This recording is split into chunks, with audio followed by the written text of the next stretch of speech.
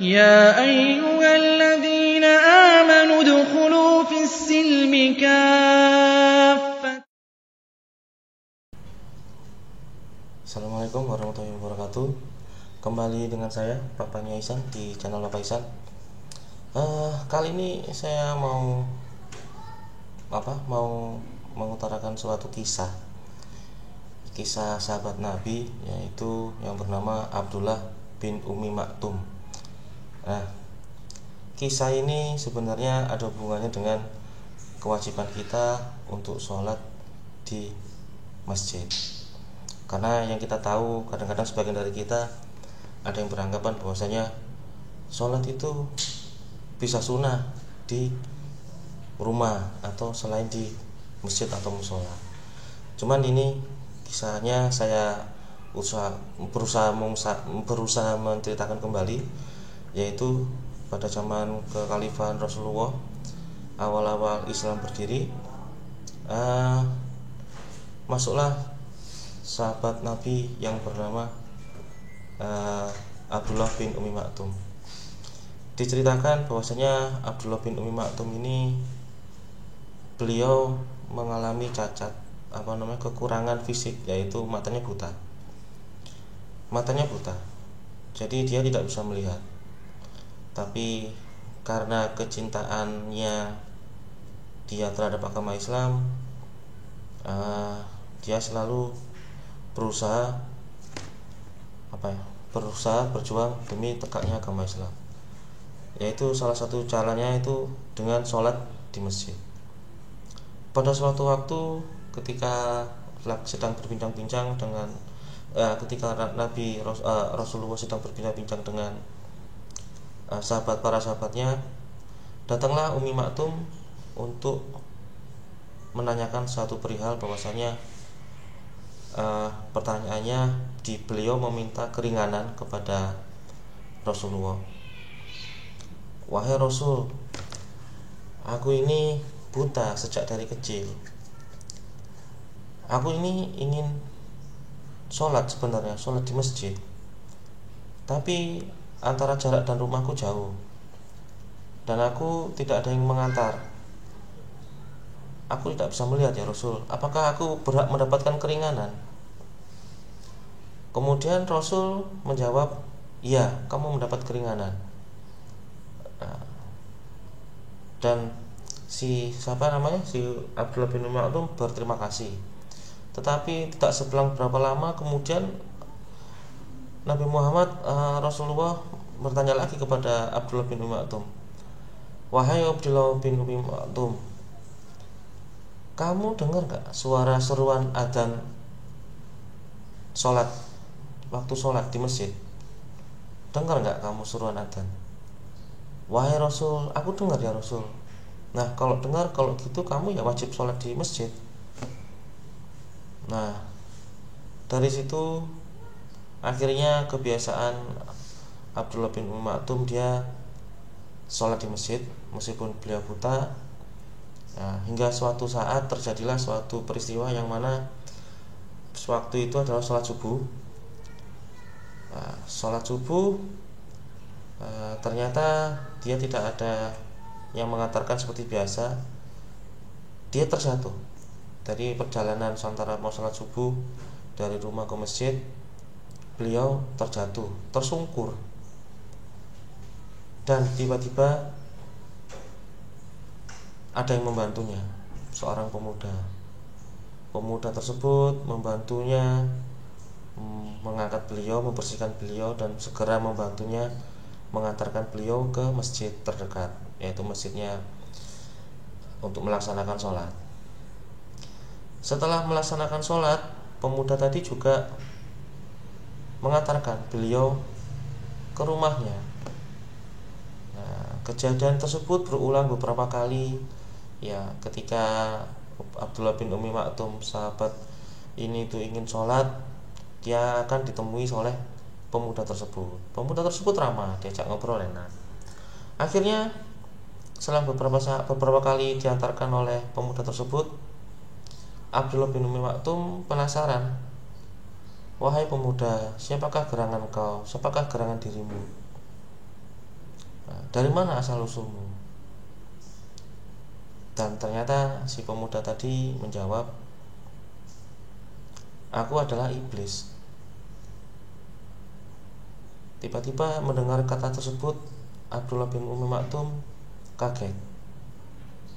Beliau kaget loh, dan kembali bertanya kepada si pemuda tadi yang jelmaan iblis tadi, wahai iblis, tugasmu kan sebenarnya mengganggu diriku, sebenarnya mengganggu umat manusia agar jauh dari ridha Allah, agar jauh dari perbuatan-perbuatan yang terpuji. Salah satunya menjauhkan diriku dari musola, dari masjid. Kenapa kamu melakukan itu? Kenapa kamu berbuat baik kepada diriku?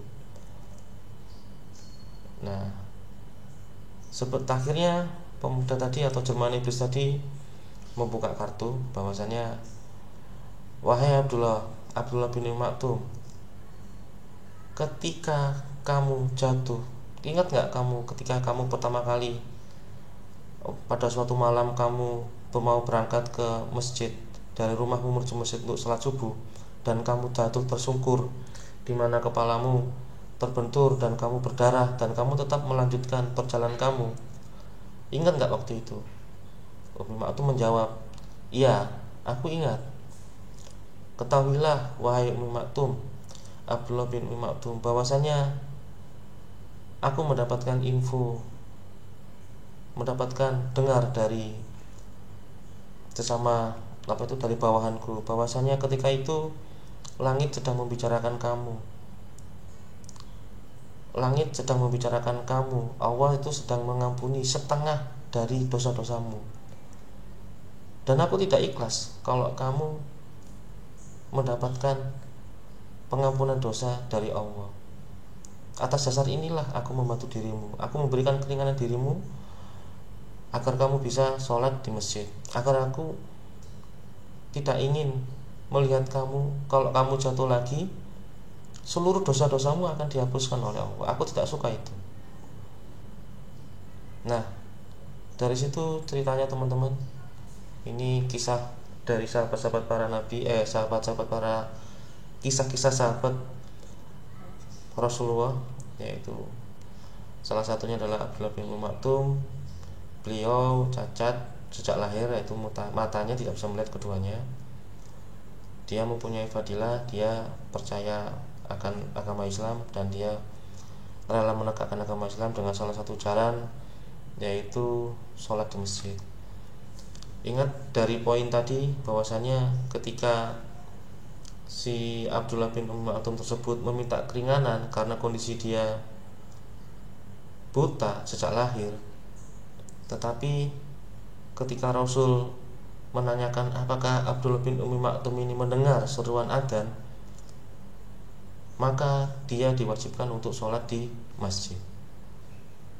Jadi kita boleh mengambil kesimpulan bahwasanya kalau kita mendengar adzan, mendengar suara adzan dan sholat fardu di masjid, bergegaslah kita untuk sholat di masjid. Karena dengan kondisi fisik kita yang alhamdulillah sempurna, kita mempunyai tangan, mempunyai kaki, mempunyai mata, kita bisa memiliki kendaraan, dan kita ada waktu untuk sholat di masjid, untuk sholat fardu di masjid, maka lakukanlah. Karena cerita tadi bisa jadi itu adalah sebagai penebus dosa.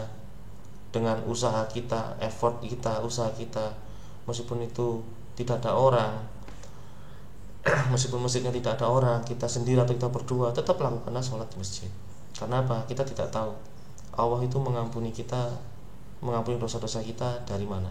Mungkin salah satunya dari cerita Abdullah bin Umi Maktum tersebut, sampai iblis pun rela membantu Abdullah bin Umi Maktum agar sampai ke masjid dengan tidak terjatuh. Karena kalau terjatuh otomatis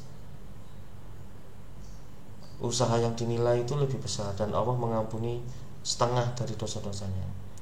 Maka saran saya, marilah kita kembali ke masjid. Kita nggak tahu dari mana kita akan diampuni dosa-dosanya. Kalau teman-teman masih mempunyai kebiasaan sholat di rumah tanpa udzur, tadi kembalilah ke masjid, sholat di masjid. Karena di masjid, sholat di masjid banyak faedahnya, banyak fadilahnya. Salah satunya yaitu kemungkinan kita akan dihapuskan dosa-dosanya. Karena kalau tidak salah, ada suatu hadis yang pernah saya baca, ketika umat muslim atau orang yang ingin sholat berjalan menuju masjid, setiap langkahnya akan menghapuskan dosanya. Satu langkah lagi dia akan menambah derajatnya di surga. Itu aja teman-teman. Dengan kata bukan maksud menggurui, saya kembali bikin video ini mengingatkan diri saya sendiri agar selalu bisa istiqomah sholat di masjid ataupun di mushola sesuai kemampuan. Allah nanti akan yang menilai kemampuan kita. Sekian dulu. Wabillahi taufiq wal hidayah. Wassalamualaikum warahmatullahi wabarakatuh.